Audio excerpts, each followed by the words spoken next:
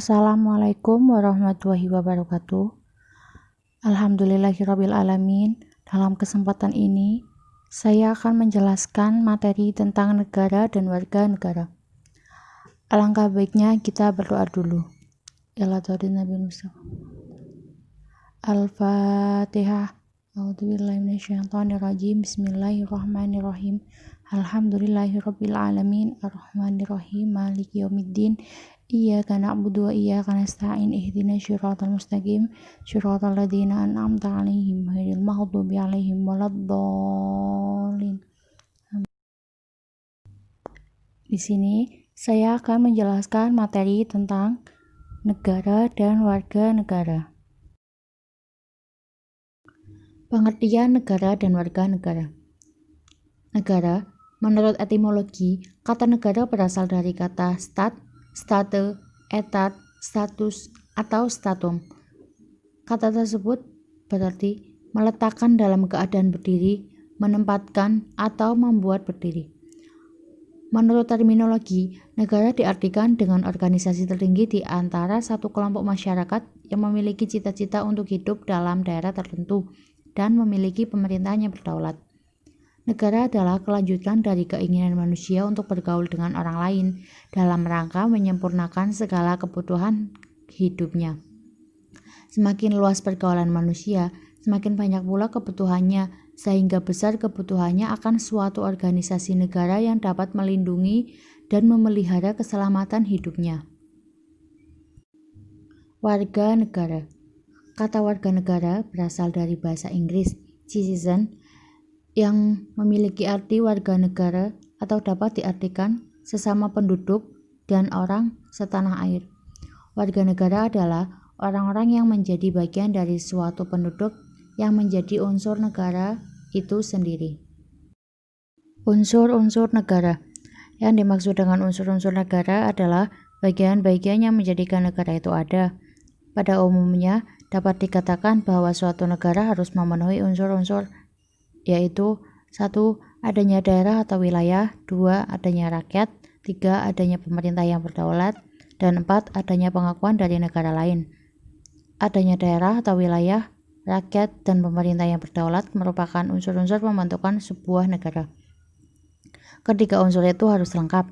Jika yang ada hanya satu unsur, tidak dapat disebut sebagai sebuah negara. Unsur yang keempat, adanya pengakuan dari negara lain, disebut juga dengan unsur deklaratif. Maksudnya, agar negara itu dapat mengadakan hubungan internasional harus mendapat pengakuan dari negara lain.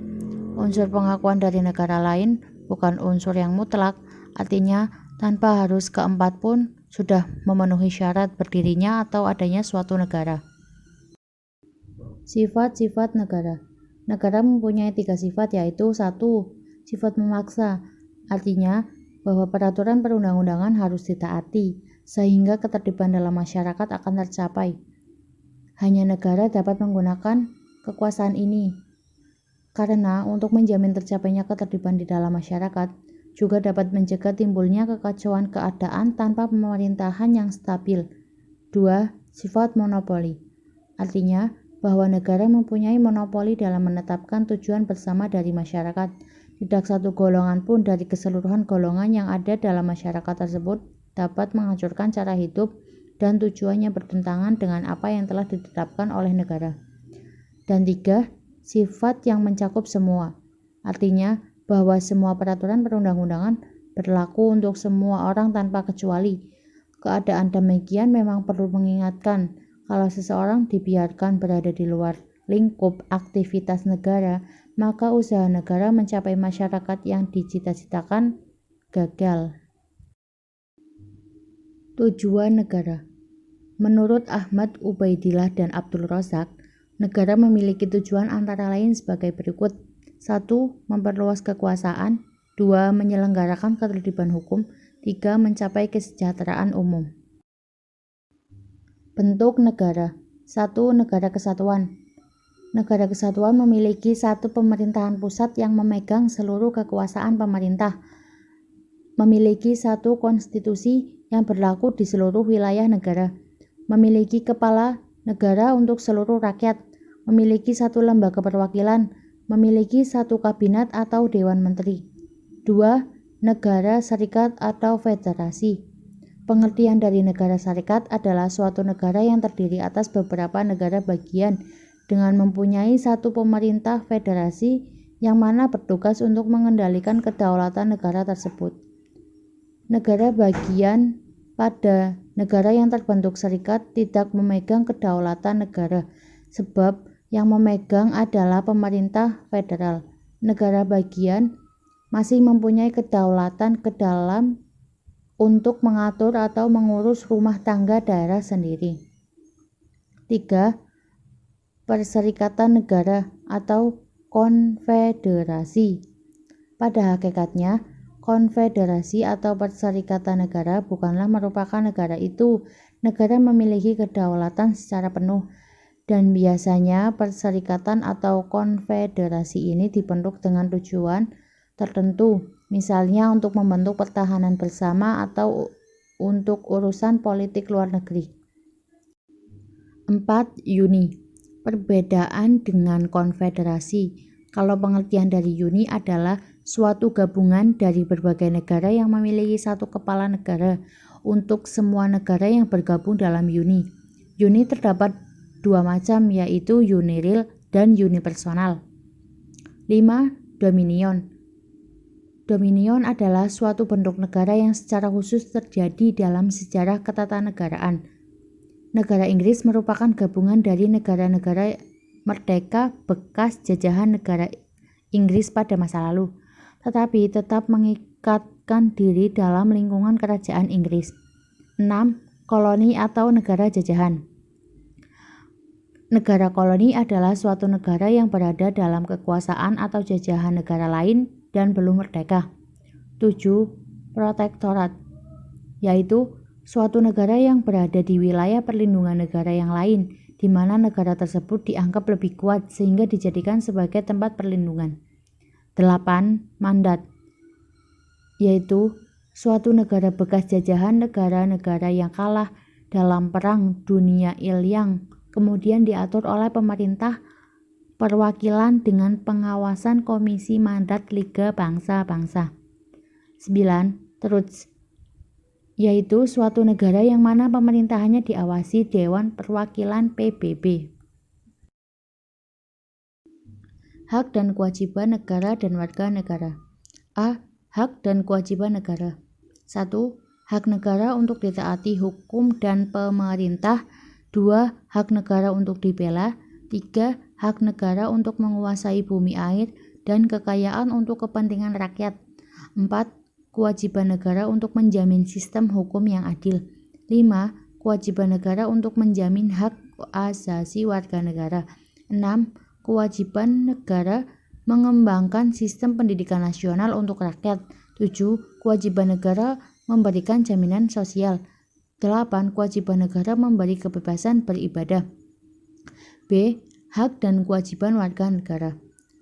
Hak warga negara. 1. Hak atas pekerjaan dan penghidupan yang layak. 2. Hak membela negara. 3. Hak berpendapat. 4. Hak kemerdekaan memeluk agama. 5. Hak mendapatkan pengajaran. 6. Hak untuk mengembangkan dan memajukan kebudayaan nasional Indonesia. 7. Hak ekonomi untuk mendapatkan kesejahteraan sosial. 8. Hak mendapatkan jaminan keadilan sosial. Kewajiban warga negara. 1. Wajib menaati hukum dan pemerintahan. 2. Wajib ikut serta dalam upaya pembelaan negara. 3. Wajib menghormati hak asasi manusia orang lain. 4. Wajib tunduk kepada pembatasan yang ditetapkan dengan Undang-Undang Pasal 28C ayat 2. Dan 5. Wajib ikut serta dalam usaha pertahanan dan keamanan negara. Kemudian, fungsi dan peran negara dan warga negara. Fungsi negara, menurut John Locke, membagi fungsi negara menjadi 3 fungsi, yaitu legislatif, eksekutif, dan federatif. Sedangkan menurut Montesquieu, mengemukakan bahwa fungsi negara meliputi 3 tugas pokok, yaitu legislatif, eksekutif, dan yudikatif.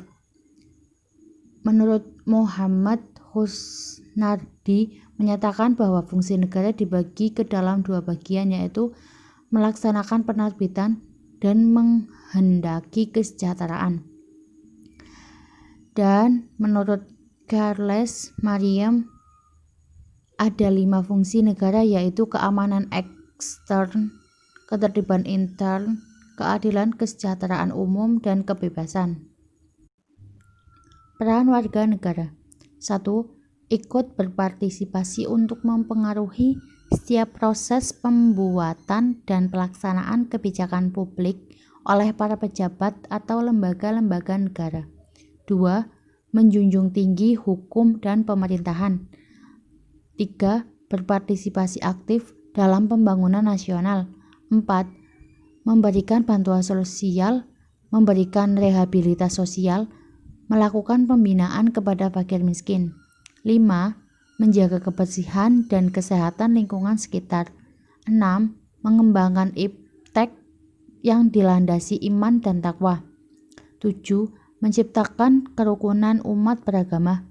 8. Ikut serta memajukan pendidikan nasional. 9. Merubah budaya negatif yang dapat menghambat kemajuan bangsa. 10. Memelihara nilai-nilai positif hidup rukun, gotong royong, dan lain-lain. 11. Mempertahankan kemerdekaan dan kedaulatan negara. 12. Menjaga keselamatan warga negara, keselamatan bangsa dari segala macam ancaman. Cukup sekian. Wassalamualaikum warahmatullahi wabarakatuh.